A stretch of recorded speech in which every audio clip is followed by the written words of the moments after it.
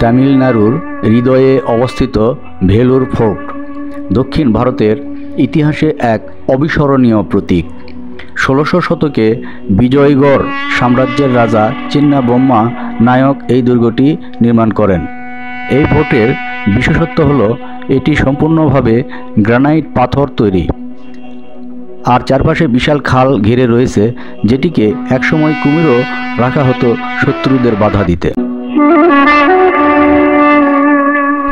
British আমলে এই দুর্গ ছিল রাজনৈতিক বন্দীদের কারাগার।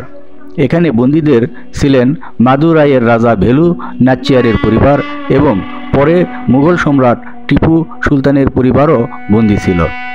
১৮০৬ সালে এই দুর্গে ঘটে ভেলুর মিউটিনি, ভারতের স্বাধীনতা আন্দোলনের প্রথম সশস্ত্র বিদ্রোহগুলির একটি। বর্তমানে ভেলুর ফোর্ট একটি ঐতিহাসিক পর্যটন কেন্দ্র।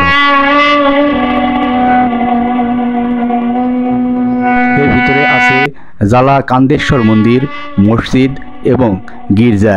এই তিন ধর্মের স্থাপনা একত্রে থাকা এই স্থানকে করেছে অনন্য। সবচেয়ে আকর্ষণীয় দিক হলো ৪০০ বছরেরও বেশি পুরনো এই স্থাপনাটি আজও স্থিতিশীল ও সৌন্দর্যে ভরপুর, ঐতিহাসিক প্রেমী ও পর্যটকদের জন্য এক অনন্য গন্তব্য।